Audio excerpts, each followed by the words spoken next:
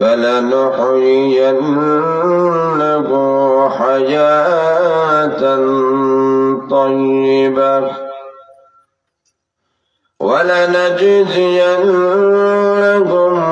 أجرهم بأحسن ما كانوا يعملون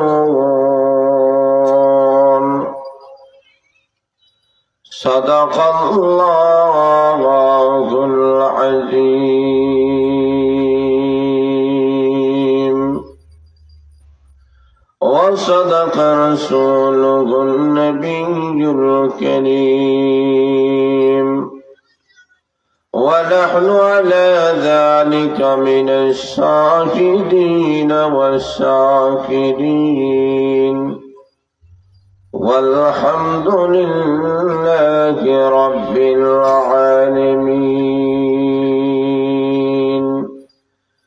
صلى الله على سيدنا ومولانا محمد وعلى آله وأصحابه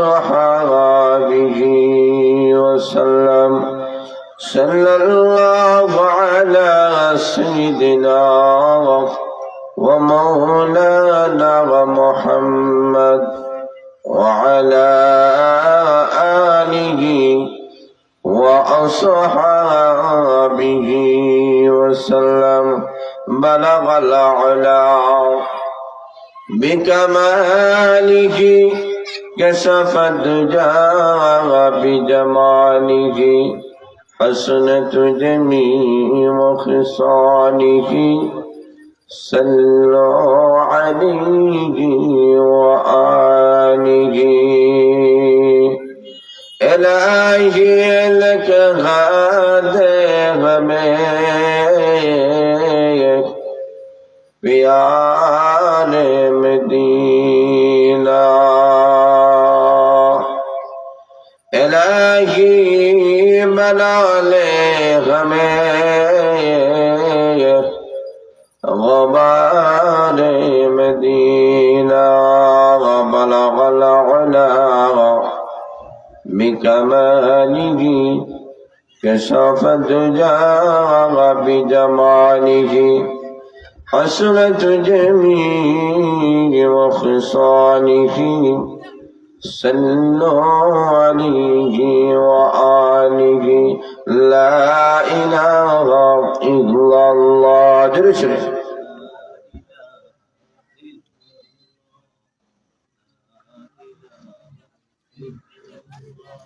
لا إله إلا الله لا إله إلا الله جرشن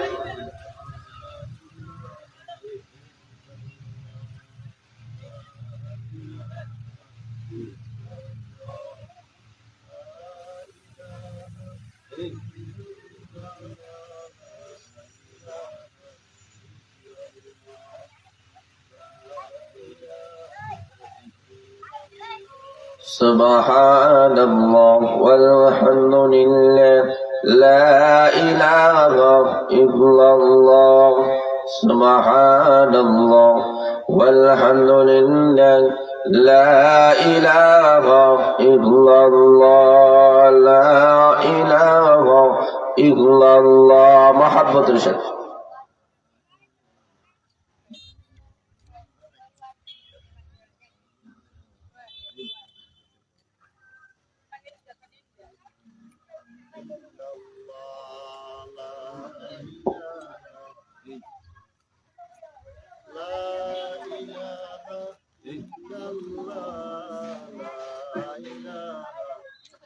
لا إله إلا الله محمد رسول الله صلى الله ঐতিহ্যবাহী আমাদের জগন্নাথপুর উপজেলার ঐতিহ্যবাহী দৈনিক প্রতিষ্ঠান এনায়তনগর তানজিল একাডেমি কর্তৃক আয়োজিত আজকের ঐতিহাসিক নবম ইসলামী মহাসম্মেলন ও দস্তরবন্দি মহাসম্মেলনের সম্মানিত সভাপতি সাহেবের আসনকে অলঙ্কৃত করেছেন অত্র একাডেমির সম্মানিত প্রতিষ্ঠাতা প্রিন্সিপাল বিশিষ্ট ইসলামী চিন্তাবিদ মুফাক্কির কোরআন মুফাক্কির ইসলাম হযরত আল্লামা হযরত মাওলানা মুফতি মুশাররফ হোসেন কাসিমি সাহেব দামাত বরকাতুহুল আলিয়া, উপস্থিত উলামায়ে কেরাম, মুরব্বিয়ানে কেরাম, যুব সমাজ ভাইরা, ব্যবসায়ী সমাজ ভাইরা, চাকরিজীবী ভাইরা, পর্দার অন্তরের অবস্থানগত আমার অত্যন্ত শ্রদ্ধেয় মা ও বোনেরা, অসংখ্য অগণিত আমরা মহান আল্লাহর শুকরিয়া আদায় করছি, যিনি আপনাদেরকে আমাদেরকে অত্যধিক দয়া করে মেহেরবানি করে পবিত্র আসরের নামাজ জামাতের সাথে আদায় করে আজকের ঐতিহাসিক এই কোরআনের মাহফিলে আসা বসার যে সুযোগটুকু আল্লাহ আমাদেরকে দান করেছেন, এজন্যই আমরা সবাই অন্তরের অন্তঃস্থল থেকে আমরা কালিমাতুল শুকর আদায় করি। সবাই বলে আলহামদুলিল্লাহ।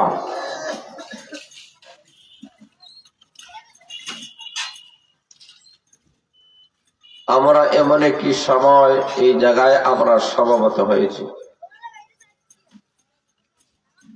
যখন ইসলাম আর কোরআনকে নিয়ে বেঈমান কাফেরেরা মুসলমান জাতির অস্তিত্বকে নষ্ট করতে চায়, মুসলমানের তাহজিব এবং তমদ্দুনকে যারা নষ্ট করতে চায়, সকল কাফেরেরা আজকে ঐক্যবদ্ধ হয়ে গেছে। ওরা চায় না পৃথিবীর মানচিত্রে ইসলাম এবং কোরআন থাকুক। ঠিক সেই মুহূর্তে এই যুগের চ্যালেঞ্জ হিসাবে আজকের এই মহাসম্মেলন, দস্তারবন্দি মহাসম্মেলন, এটা কোরআনের বিজয়ের সম্মেলন। জোরে বলেন সুবহানাল্লাহ। এটা কোরআনের পক্ষের সম্মেলন। কোরআনওয়ালা যে দুনিয়াতে আছে এটা তার বাস্তব প্রমাণ। ওরা তো চেয়েছিল যে কোরআনটাকে মক্কা নগরীতেই খতম করে ফেলবে। কোরআনের মিশন আর ভিশনটাকে ওরা ওই জায়গায় খতম করার চেষ্টা করেছিল, অপচেষ্টা করেছিল। সকল চেষ্টা অপচেষ্টাগুলা ওরা ব্যর্থতায় রূপান্তরিত হয়েছে, আর কোরআন সারা বিশ্বে বিজয়ী হয়েছে। যারা বলেন সুবহানাল্লাহ। আল্লাহ রাব্বুল আলামিন এই কোরআন আমাদেরকে আল্লাহ সবচেয়ে বড় একটা নিয়ামত দান করছে। দেখেন, কোরআন নাজিল হওয়া থেকে শুরু করে নবীর কাছে আল্লাহ যখন কোরআন নাজিল করছেন, ওই যুগ থেকে শুরু করে এই পর্যন্ত যুগে যুগে কোরআন প্রেমিকরা, আশিকে কোরআনওয়ালারা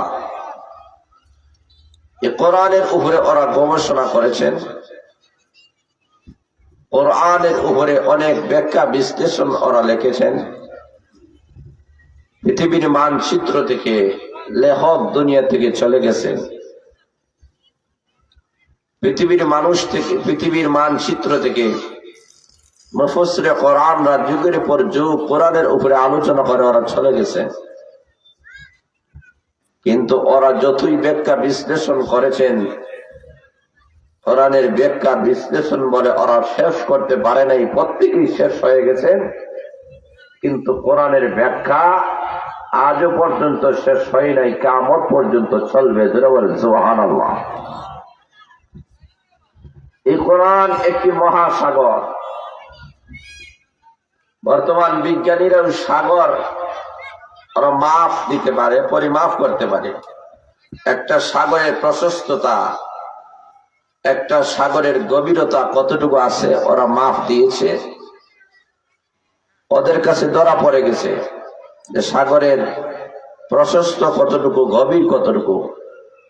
কিন্তু আজ পর্যন্ত কোরআনের ব্যাখ্যা বর্ণনা করে এবং কোরআনের উপরে বই পুস্তক লেখে, তাফসীর গুলা লেখে, আজ পর্যন্ত কোন লেখক বলতে পারেন নাই যে আমার এই তাফসীরের মাধ্যমে, অথবা কোন মুফাসসিরে কোরআন এই কথা বলতে পারেন নাই যে আমার জীবনে যা আলোচনা করেছি এই আলোচনার মাধ্যমে কোরআনের কিছু না কিছু হক আদায় করেছি, কিছু না কিছু শেষ করেছি, কেউ বলতে পারেন নাই। কোরআন একটা মহা সাগরের চেয়ে আরো বিশাল। জোরে বলেন সুবহানাল্লাহ। এই কোরআন অত্যধিক গুরুত্বপূর্ণ। কোরআন প্রত্যেকটা মানুষের জন্য উপকার বয়ে এনেছে। কোরআন মানুষকে স্বস্তি দেয়, কোরআন মানুষকে শান্তির বাণী শোনায়। যেখানে অস্বস্তি, যেখানে অশান্তি, যেখানে দুঃখ, যেখানে দুর্দশা, সেখানে কোরআন মানুষদেরকে শান্তির বাণী শোনাইয়াছে। যেটা বলেন সুবহানাল্লাহ। আল্লাহ কোরআনে উল্লেখ করে দিয়েছে, ইন্না মা'আল উসরি ইউসরা,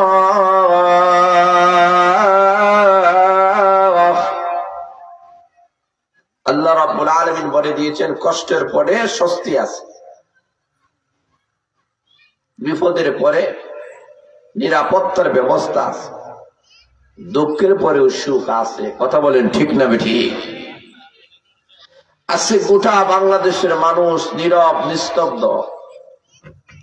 একটা নিজম রাত যেমন হয়, গোটা বাংলাদেশকেও যেমন এমন নীরব নিস্তব্ধ হয়ে গেছে।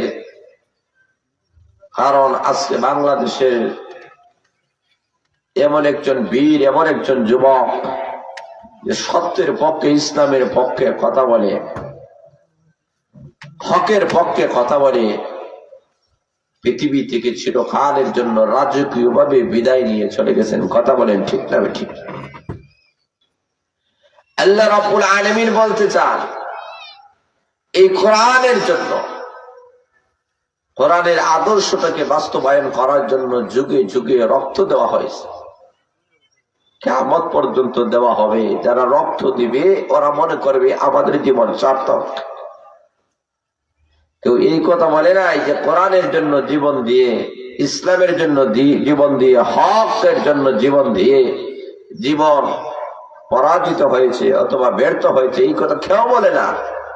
বরং প্রত্যেকটা মানুষের গৌরবের বিষয় হচ্ছে যে কোরআনের জন্য, ইসলামের জন্য, হকের জন্য আমার একটা জীবন যদি আমি বিলীন করে দিতে পারি, তাহলে কাল হাসরের ময়দানে আল্লাহর কাছে আমি সর্বোত্তম পুরস্কার, আল্লাহর তৈরি জান্নাতের মেহমান হয়ে যাব। কথা বলে ঠিক না বেঠি? এই কারণে আল্লাহ রাব্বুল আলামিন এমন একটি কোরআন মহান আল্লাহ আমাদেরকে দান করে দিয়েছেন। এই কোরআনটাকে আমাদেরকে গ্রহণ করতে হবে। কোরআন যদি গ্রহণ করা না হয়, এই জাতির কখনো কোন ক্ষেত্রে কল্যাণ হবে না, উন্নতি জীবন যাপন করা সম্ভব হবে না। কোরআনের ছায়া চলে আসতে হবে, কোরআনটা জীবনের সাথে জড়াইয়া নিতে হবে। আল্লাহর কালামের সাথে যদি আমাদের ভালোবাসা হয়, আল্লাহ রাব্বুল আলামিনের সঙ্গে ভালোবাসা হবে। আল্লাহর সঙ্গে যাদের ভালোবাসা হবে, আল্লাহ রাব্বুল আলামিন তাদেরকেও জান্নাতের মেহমান বানায় দিবেন। এই কারণে কোরআন একটা দামি কিতাব। এই কোরআন আমাদেরকে দামি বানায় দিয়েছে। আল্লাহ রাব্বুল আলামিন উল্লেখ করে দিয়েছেন, মান আমিলা সালিহাম মিন যাকারিন আও উনসা ওয়া হুয়া মুমিন।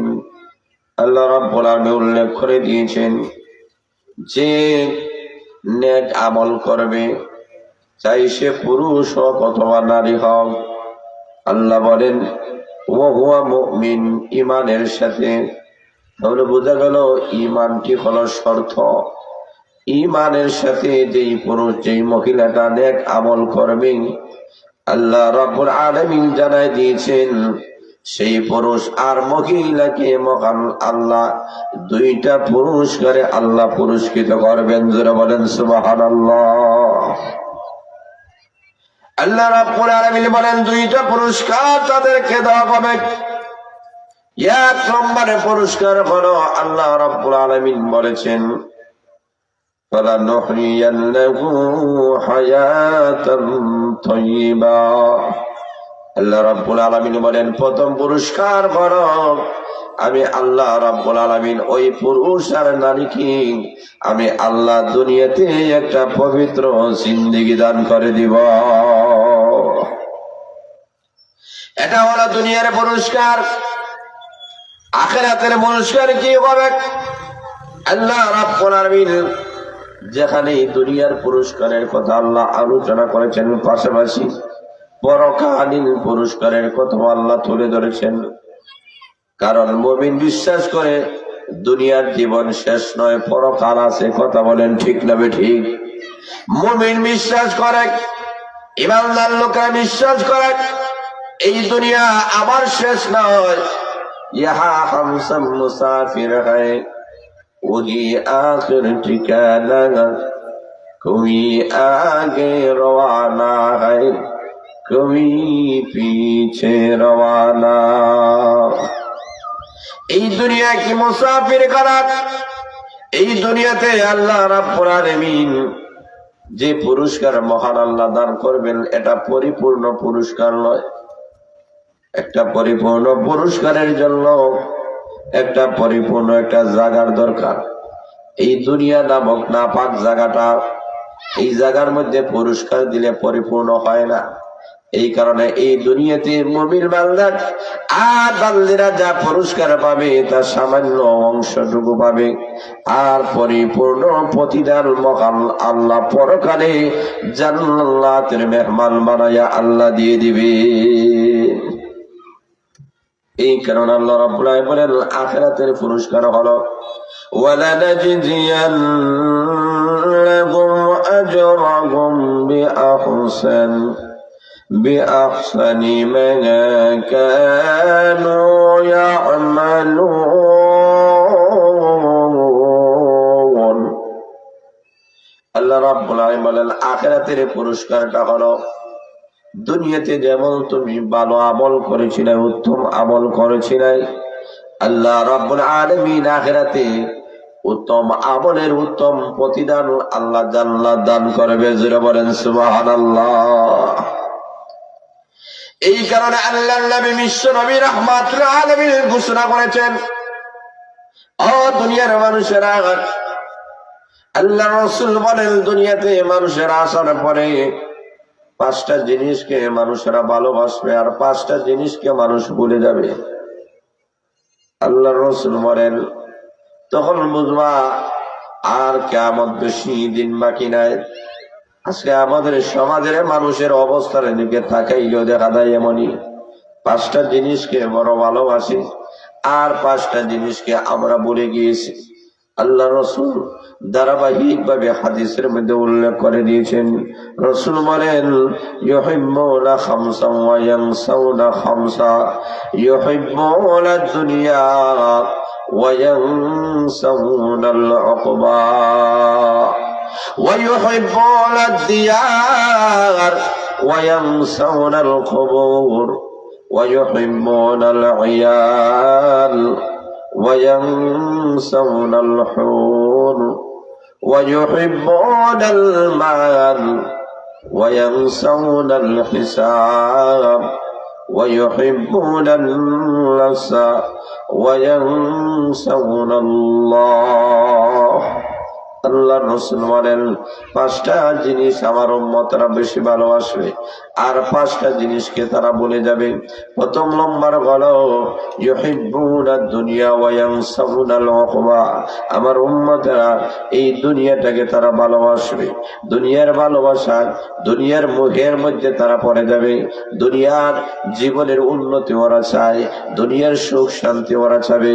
দুনিয়াতে নিজে কিভাবে সুস্থ থাকবে, নিজের কেমন ভাবে সুন্দর হবে, নিজের ঘর কেমন সুন্দর হবে, নিজের সবগুলা গাড়ি বাড়ি সবগুলা যেন সুন্দর হয়, ভালো হয়। দুনিয়ার দিকে মানুষেরা আজকে আগায়া যাবে, দুনিয়ার প্রতিযোগিতায় মানুষেরা নেমে যাবে। আর আল্লাহ রাব্বুল আলামিন নবীর মাধ্যমে জানিয়েছেন ওরা পরকালটাকে ভুলে যাবে। অথচ আল্লাহ বলেন পরকাল তোমাদের জন্য এমন একটা জান্নাত রেখে দিয়েছি, নিম্নমানের একজন জান্নাতীকে আমি আল্লাহ এই দুনিয়ার মতো 10টা দুনিয়ার মালিক আমি আল্লাহ বানায়া দিব। আল্লাহ নবী বলেন এক শ্রেণীর মানুষেরা দুনিয়াটাকে ওরা ভালোবাসবে, আখিরাতটাকে ওরা ভুলে যাবে। আজকে আমাদের জীবনের দিকে তাকায়া দেখেন, আমরা তো আখিরাত ভুলে গিয়েছি, আখিরাতের কথা আমাদের স্মরণ হয় না। পরকাল যে একটা জিন্দেগি আছে, ওই জিন্দেগির কথা আমরা ভুলে গিয়েছি। শুধু দুনিয়া আর দুনিয়া, যা দুনিয়া, যা দুনিয়া। আল্লাহ রসুল বলেন, এই দুনিয়া সবগুলাই যদি তোমাকে দেওয়া হয়, এই আদম সন্তানের পেট কখনো ভরবে না, আদম সন্তানের পেট ভরবে না। রসুল বলেছেন, কোন একজন মানুষকে যদি একটা মাঠ ভর্তি যদি স্বর্ণ দেওয়া হয়, আর যদি বলা হয় তোমাকে একটা মাঠ ভর্তি স্বর্ণ দেওয়া হয়েছে, তোমার কি যথেষ্ট? বলবে না, আল্লাহ আর একটা মাঠ আমাকে স্বর্ণ ভরে দাও। ওয়ালাউ উতিয়া সানিয়ান, আল্লাহ রাসূল বলেন, আরেকটি মাঠ যদি স্বর্ণ করে তাকে দেওয়া হয়, তখন লোকটা বলবে, আল্লাহ আরেকটা মাঠ চাই। আল্লাহ রাসূল বলেন, ওয়ালা ইয়ামলাউ জাওফাহু আদামা ইল্লা তুরাব, আল্লাহ রাসূল বলেন, আদম সন্তানের পেট ভরবে না, সামান্য পেট ভরবে না। আল্লাহ রাসূল বলেন, মাটি ছাড়া। কিসের মাটি? আল্লাহ রাসূল ব্যাখ্যা দিয়েছেন, মুহাদ্দিসরা একরাম উল্লেখ করে দিয়েছেন, এই মাটি দুনিয়ার মাটি নয়, এই মাটি হলো কবরের মাটি। যারা বলেন ঠিক না বেঠিক?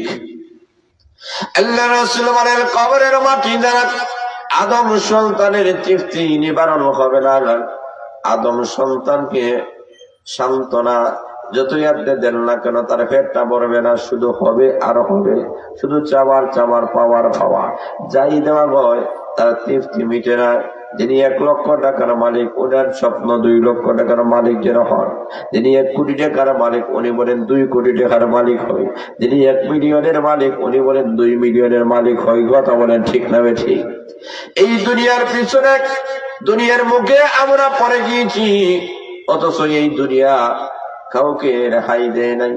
এই দুনিয়া যারা ধরেছে, দুনিয়ার পিছনে যারা ঘুরেছে, এই দুনিয়া থেকে কিছুই কেউ কোনো অংশ পায় নাই, বরং এই দুনিয়ার প্রত্যেকটা দুনিয়াদারকে লাঠি মেরে কবর পর্যন্ত পৌঁছাইয়া দিয়েছে, কবর পর্যন্ত পৌঁছায় দিয়েছে। আমাদের আসল ঠিকানার দিকে দুনিয়া আমাদেরকে নিয়ে নেয়, আমাদের আসল ঠিকানার দিকে দুনিয়া আমাদেরকে পালায়।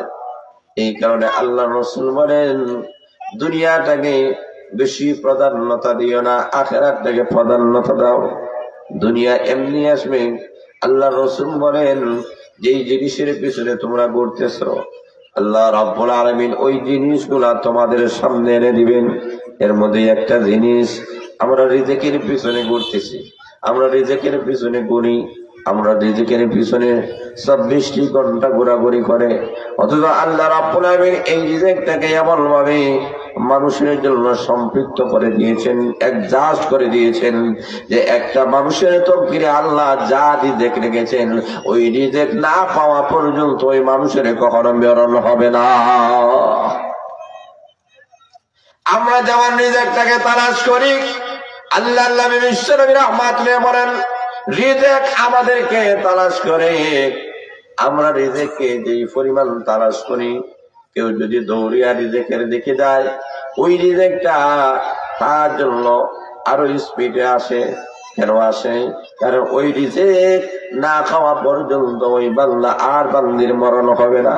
কারণ প্রত্যেকটা মানুষ দুনিয়াতে আসার পরে কে কি পরিমাণ রিজিক পাবে, কে কি পরিমাণ সম্পদের মালিক হবে, কার কতটুকু অংশ হবে, সবগুলা মহান আল্লাহ লিখে দিয়েছেন। কথা বলেন ঠিক না ঠিক? সবগুলো আল্লাহ রাব্বুল আলামিন লিখে দিয়েছেন।